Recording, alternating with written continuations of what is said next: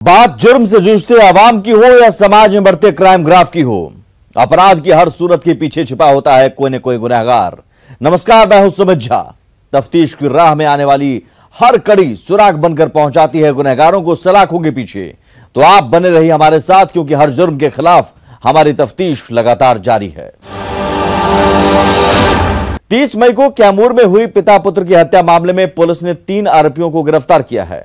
गिरफ्तार तीनों आरोपियों ने स्वीकार किया है कि पिता पुत्र की हत्या उन लोगों ने कुल्हाड़ी से काटकर की थी। लेकिन पुलिस या पूछताछ में आरोपियों ने कुछ ऐसा खुलासा किया है जिससे न केवल पुलिस के होश उड़ गए हैं, बल्कि इलाके के लोग भी शर्मसार हैं। तफ्तीश में देखिए पूरी रिपोर्ट। कैमूर डबल मर्डर में सनसनीखेज खुलासा। हत्या के आरोपियों ने किया खुलासा। पिता पुत्र का महिलाओं से था गलत संबंध। पैसे के दम पर बनाता था हवस का शिकार। आरोपियों के घर की महिलाओं से भी बनाया था संबंध। प्रतिशोध में आरोपियों ने की पिता पुत्र की हत्या।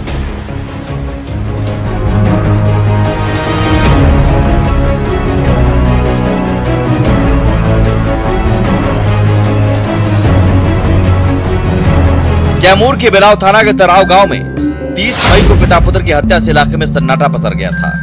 इस हत्या के बाद इलाके की पुलिस पर भी कई सवाल उठे थे। हत्या के करीब 3 हफ्ता बीत जाने के बाद पुलिस की गिरफ्त में आए 3 आरोपियों ने सनसनीखेज खुलासा किया है। खुलासे से न केवल पुलिस के होश उड़ गए, बल्कि इलाके के लोग भी मृतक पिता पुत्र की करतूतों से शर्मिंदा हैं। तीनों गिरफ्तार आरोपियों का कहना है कि मृतक पिता पुत्र का इलाके की कई महिलाओं से अवैध संबंध था। पैसे के दम पर दोनों गांव की बहन, बेटी और बहुओं को अपनी हवस का शिकार बनाता था। बदनामी की डर से गांव घर की महिलाएं चुप रह जाती थी। अवैध संबंध से परेशान 2 महिलाओं ने इसके कारण अपनी जान भी गंवा चुकी है। गिरफ्तार तीनों आरोपियों का कहना है कि उसके घर की महिलाओं से भी दोनों पिता पुत्र ने गलत संबंध बनाए थे। इसका बदला लेने के लिए तीनों ने मिलकर पिता पुत्र की हत्या करने की प्लानिंग की। 30 मई की रात को जब दोनों पिता पुत्र अपनी खेत की निगरानी करने के दौरान सो रहे थे, उसी समय तीनों ने कुल्हाड़ी से काटकर दोनों की हत्या कर दी। मेरे बहन के साथ, मेरे माँ के साथ वो लोग गलती नाजायज में काम करते थे, इसके लिए मैं घटना किया। हाँ, और जाके हम गुड़ा टांगी से वो लोग के मार डाला। तो ये कितना दिन पहले आपके माँ बहन के साथ मैंने लोग कर रहा था? आज 10, 15, 20 साल से वो लोग काम करते आ रहा है। आपको कब पता चला था? हमको तो पहले ही मालूम चला था। 15 साल पहले माँ के साथ ऐसे संबंधी कर रहा है। हिंदी हमारे बहन के साथ उनका लड़का चंदन कर रहे हैं। ललन का हमारा बड़ी माँ से गलत संबंध था। जब उसका पता चल गया हमारा घर परिवार गांव में कि नहीं इसका गलत संबंध है, तो वो जहर खा ली, चल बसी। उसके बाद में उसकी लड़की भी आई थी, उसको ससुराल वाला ने तना दिया कि तुम्हारी माँ गलत थी तब जहर खाई। तो उसको बुरा लगा तो वो भी जहर खा के चल बसी सर। तो सर मेरे को बहुत बुझा गया कि हम लोग कुछ नहीं बोलते रहेंगे तो हमेशा ये करता ही रहेगा। तो गांव में कितने महिलाओं के साथ उन लोग का गलत संबंध था? सर हमको अंदाजा नहीं है कि कितने। अहिर में जाइएगा, हर बिरादरी में जाइएगा तो हर बिरादरी में गलत संबंध है। हालांकि पुलिस दोनों पिता पुत्र की महिलाओं से अवैध संबंध वाली खबर की पुष्टि नहीं करती है। पुलिस का कहना है कि वो आरोपियों के बयान पर मामले की जांच कर रही है। पुलिस का कहना है कि दोनों पिता पुत्र की हत्या के बाद मामले की कई बिंदुओं से जांच हुई है। भूमि विवाद में चले मामले में पुलिस ने 2 लोगों को गिरफ्तार भी किया, लेकिन मामले का खुलासा नहीं हुआ। इस गिरफ्तारी को लेकर खूब विवाद भी हुआ था। बाद में पुलिस ने मामले की जांच वैज्ञानिक अनुसंधान के आधार पर शुरू की। जांच के आधार पर पुलिस ने 3 युवकों को गिरफ्तार किया। गिरफ्तार तीनों आरोपियों ने पूछताछ के दौरान ये स्वीकार किया कि 30 मई को हुई पिता पुत्र की हत्या में उनकी संलिप्तता है। पुलिस ने हत्या में प्रयुक्त कुल्हाड़ी बरामद कर लिया है। तीनों आरोपियों से पूछताछ के आधार पर आगे की कार्रवाई भी कर रही है। करमचट थाने अंतर्गत डैम पर से गिरफ्तारी हुई। इसके बाद जब फिर इनसे गहराई से पूछताछ हुई तो ये लोग अपना दोष स्वीकार किए और बताया कि कुछ महिलाओं के साथ छेड़छाड़ या प्रेम प्रसंग का मामला था, जिसके कारण से या खुन्नस से इन दोनों व्यक्तियों की पिता पुत्र की हत्या की गई है।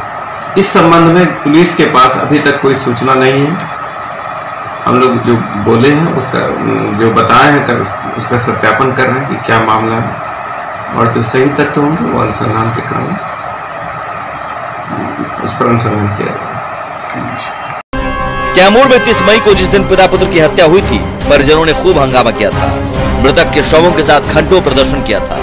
मामले की गंभीरता को देखते हुए जिला के एसपी दिलनवाज अहमद को खुद मौकाए वारदात पर आना पड़ा था। एसपी के आश्वासन के बाद परिजनों ने शवों का दाह संस्कार किया था।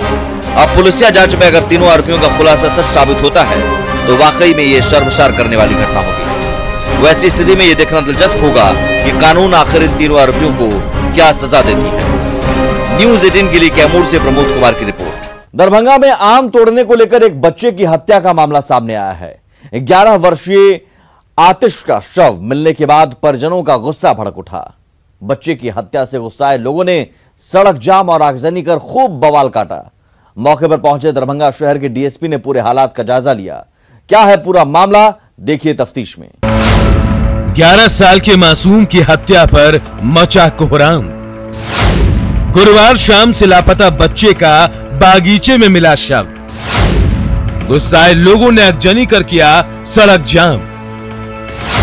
आम तोड़ने के कारण बच्चे की हत्या की आशंका।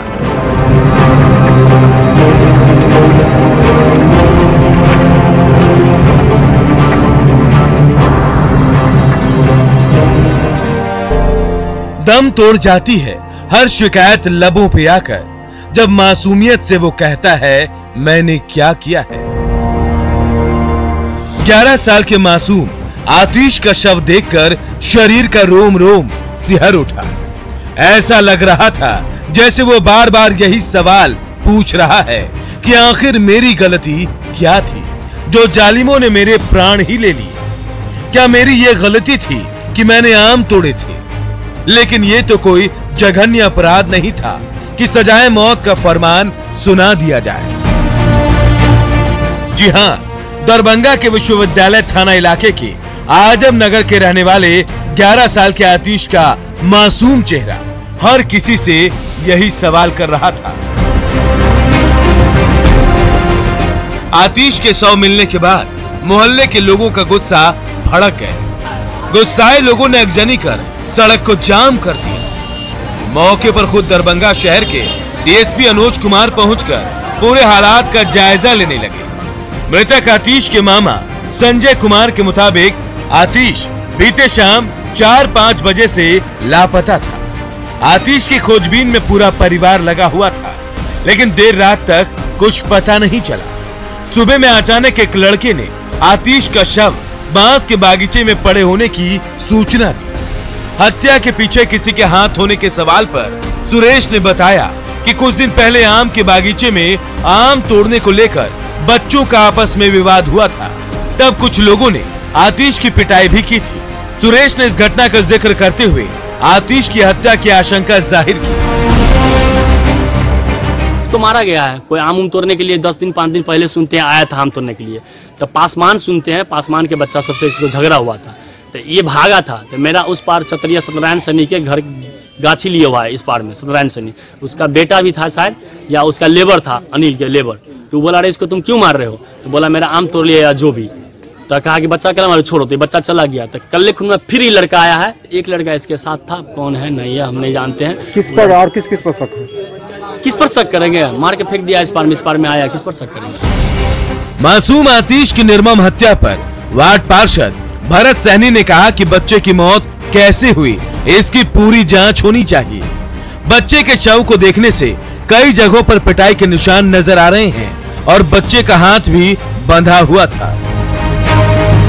मारा हुआ है तो पहले लपड़ थप्पड़ से पूरा मारा हुआ, देहात के फुटा हुआ है, दाग भी है। उसके बाद गर्दन चाप दिया हुआ, बांध दिया हुआ था बांस में, तो दोनों हाथ में भी दागी है पूरा। पहले से कुछ न कुछ मामला होगा, जिस तरह से मामला तो है, मामला के तहत ही मारा गया है उस बच्चा को। इस तरह से मारा गया है, हाथ गोर पैर पेट में भी दाग है, छड़ी तरी का भी दाग है।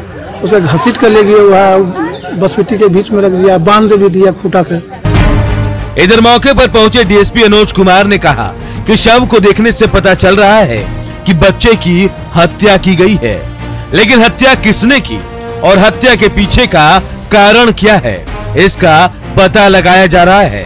पुलिस ने मौके पर एफएसएल की टीम को भी बुलाया है ताकि हत्या के वैज्ञानिक कारणों का भी पता लगाया जा सके। लाश को देखने से ऐसा प्रतीत होता है कि उसको मार पीट करके बुरी तरह मार पीट करके मारा है, जिससे उसकी हत्या हुई है। और इस संबंध में जो है कि पोस्टमार्टम की प्रक्रिया की जा रही है। डॉग स्क्वाड बुलाया गया है, एफएसएल टीम को भी सूचित किया गया, वो भी आएंगे और जो भी है इसमें जो शामिल है उसको चिन्हित करके उसको गिरफ्तार कर आगे की कार्रवाई की जाएगी, कड़ी से कड़ी कार्रवाई की जाएगी। जहां महिलाओं और बच्चों का कत्लेआम हो वो जगह नर्क से बदतर होता है।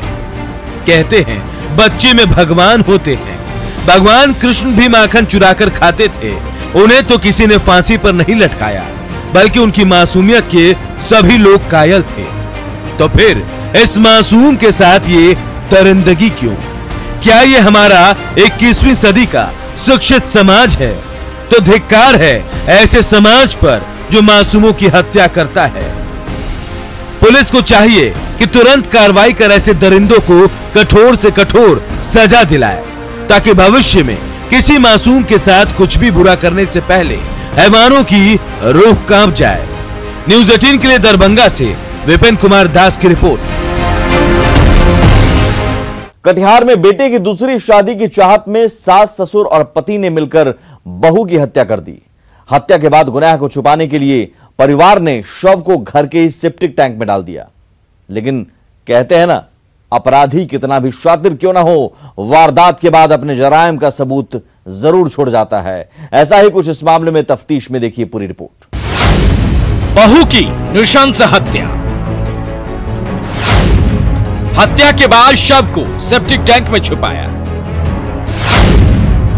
महिला की हत्या का गवाह बना उसका मासूम बेटा। आस पड़ोस के लोगों को हुआ शक। मासूम बेटे से लोगों को मिली थोड़ी बहुत जानकारी। सेप्टिक टैंक खुलने पर हत्या का हुआ पर्दाफाश।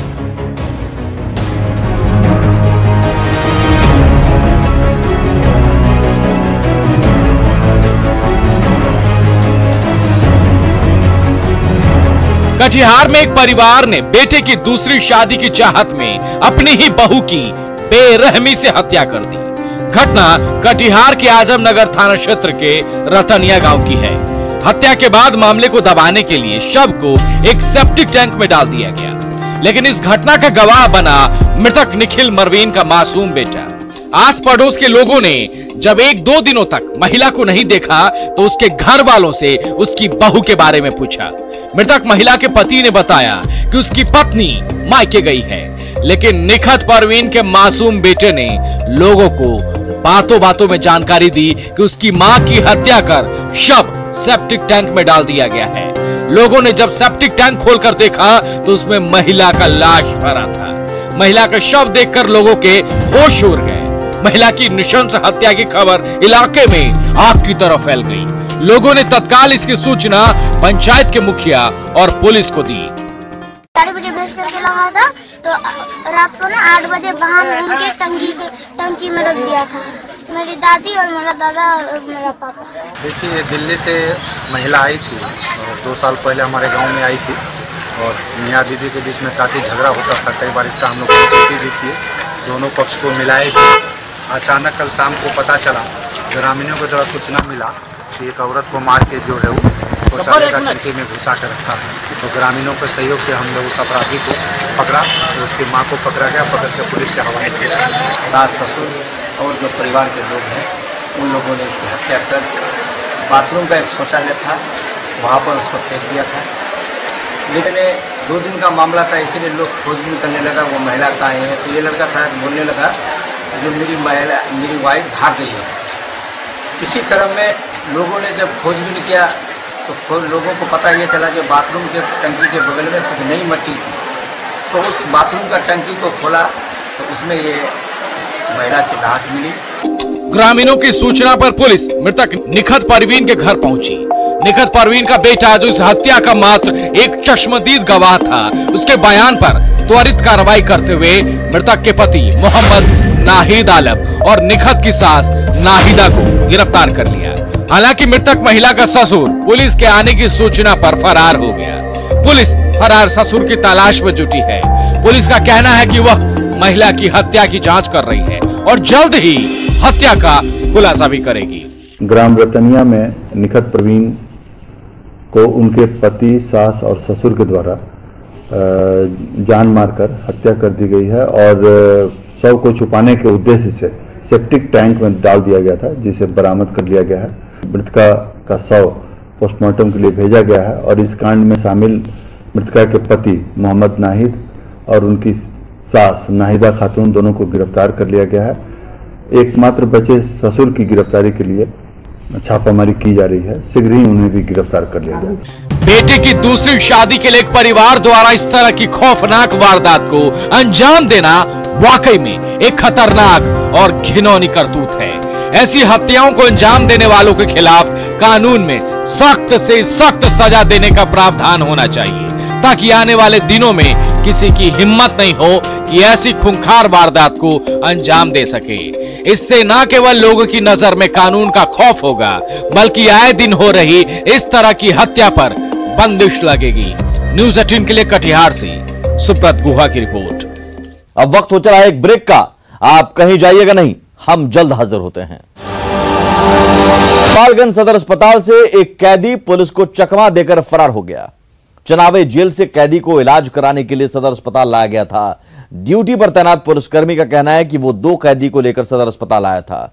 डॉक्टर खोजने के दौरान एक कैदी फरार हो गया। तफ्तीश में देखिए पूरी रिपोर्ट। गोपालगंज सदर अस्पताल से एक कैदी फरार, इलाज के लिए लाया गया था सदर अस्पताल। 2 कैदी पर तैनात था मात्र एक पुलिसकर्मी।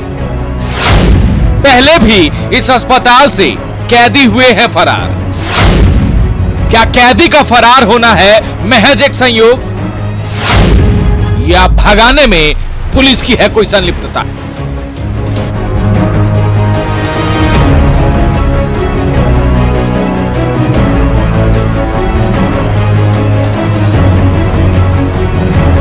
गोपालगंज सदर अस्पताल में उस समय हड़कंप मच गया जब एक कैदी पुलिस को चकमा देकर फरार हो गया। चनावे मंडल कारा में बंद 2 कैदियों की तबीयत बिगड़ने लगी थी। इलाज के लिए उन्हें पुलिस गोपालगंज सदर अस्पताल के इमरजेंसी वार्ड लेकर आई। इमरजेंसी वार्ड में कोई डॉक्टर मौजूद नहीं था। दोनों कैदियों को छोड़कर पुलिस पदाधिकारी ड्यूटी पर तैनात डॉक्टर को खोजने लगे। इसी दौरान एक कैदी रोहित कुमार हथकड़ी के साथ फरार हो गया। पुलिस पदाधिकारी का कहना है कि वह एक साथ 2 कैदियों को नहीं संभाल पा रहे थे। इमरजेंसी वार्ड में डॉक्टर खोजने के दौरान एक कैदी चकमा देकर फरार हो गया। फिलहाल उसकी खोजबीन की जा रही है। फरार कैदी रोहित कुमार सिवान के एचएम नगर के आंदर थाने का निवासी है। शराब बेचने के आरोप में जेल में बंद था। हम चनावे जेल से हम कैदी को 2 कैदी के लिए कमाए थे इलाज कराने के लिए। इमरजेंसी वार्ड में रखे हुए थे और उसके बाद डॉक्टर साहब को खोजने लगे। डॉक्टर साहब नहीं थे, वह खोजने लगे। दोनों कैदी को बैठा करके जब उनको खोजबीन करने लगे, उसी बीच में एक कैदी हाथ से सार करके भाग गया। हम खोजबीन करते रह गए, वो कैदी को संभालते रह गए। उसको खोजते लगे, वो भेंट नहीं हुआ। तब सब बेचैन रह गए उसे खोजने में। अस्पताल से कैदी के फरार होने और 2 कैदी पर मात्र एक पुलिसकर्मी को लगाने के बारे में जब जेल अधीक्षक अमित कुमार से पूछा गया तो अमित कुमार ने कुछ भी बताने से इनकार कर दिया। गोपालगंज सदर अस्पताल से कैदियों के भागने का यह कोई नया मामला नहीं है। इससे पहले भी पुलिस की लापरवाही के कारण यहाँ से कैदी फरार होते रहे हैं। इसे महज संयोग कहा जाए, यहाँ कैदियों और पुलिस के बीच कोई संलिप्तता जिसमें पुलिस कैदियों को भगाने में मदद कर रही है, इसका खुलासा तो जांच के बाद ही हो पाएगा। लेकिन सदर अस्पताल से कैदियों का बार बार भाग जाना कहीं न कहीं पुलिस की मंशा पर सवाल तो जरूर उठाते हैं। न्यूज़ 18 के लिए गोपालगंज से मुकेश कुमार की रिपोर्ट। झारखंड की राजधानी रांची से सटे इलाके इन दिनों आपराधिक घटनाओं के लिए जाने जा रहे हैं। खूंटी थाना क्षेत्र में घर लौटने के दौरान बाइक सवार एक शख्स की अपराधियों ने धारदार हथियार से हमला कर हत्या कर दी। फिलहाल पुलिस मामले की जांच पड़ताल में जुटी हुई है। क्या है पूरा मामला, देखिए तफ्तीश में। शख्स की हत्या से इलाके में दहशत, बाइक से घर लौटने के दौरान मर्डर, धारदार हथियार से हमला कर ली जान। पहले से घात लगाकर बैठे थे अपराधी।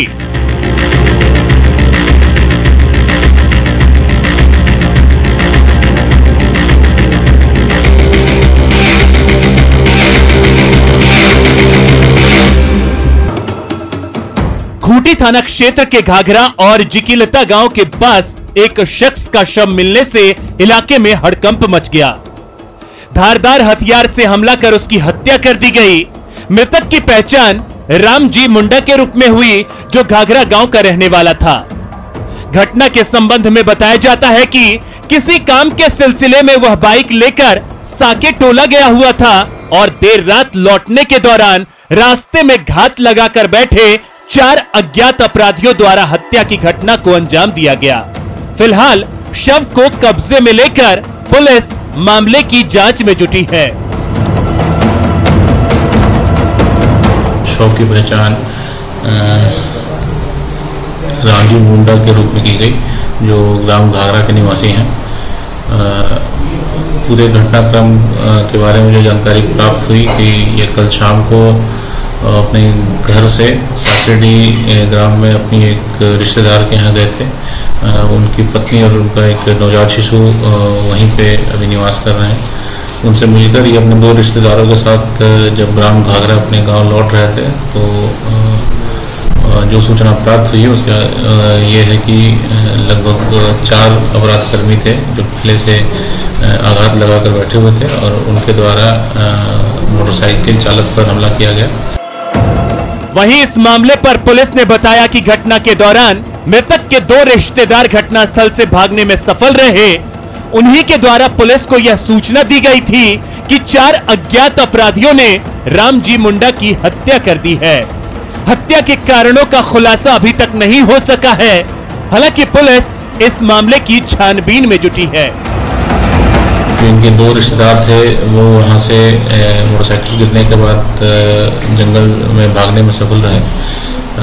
उनको भी थोड़ी मामूली चोटें आई हैं और उनके द्वारा ये सूचित किया है कि मृतक रामजी मुंडा को उन अपराधियों के द्वारा जख्मी करके उनकी हत्या की गई है। अभी तक इस पूरे घटनाक्रम में घटना का कारण जो है और घटना कारित होने के पीछे क्या कारण है, ये बहुत प्रत्यक्ष रूप से खुलकर सामने नहीं आया है। जो विभिन्न पहलू हैं इनके व्यवसाय से रिलेटेड और परिवार से रिलेटेड, उन पर हम लोग अपनी छानबीन करेंगे और स्थानीय लोगों के मदद से और साथ ही तकनीकी जो पहलू हैं उन पर भी ध्यान देते हुए इस कांड का अनुसंधान किया जाएगा। बहरहाल इस घटना से इलाके में हड़कंप मचा हुआ है। ग्रामीण भी इस घटना के बाद से काफी दहशत में हैं। वहीं मृतक के परिजन हत्यारों की गिरफ्तारी की मांग कर रहे हैं। इस मामले में कब तक पुलिस को सफलता मिल पाएगी, ये देखने वाली बात होगी। न्यूज़ 18 के लिए खूंटी से अरविंद की रिपोर्ट। अपराधी चाहे लाख शातिर हो, तफ्तीश की दिशा अगर सही है तो बच नहीं सकता कोई गुनहगार सलाखों के पीछे जाने से। तो पुलिस चाहे सोई हो, मुजरिम चाहे कोई हो, आप बने रहे हमारे साथ, क्योंकि हर जुर्म के खिलाफ हमारी तफ्तीश लगातार जारी है।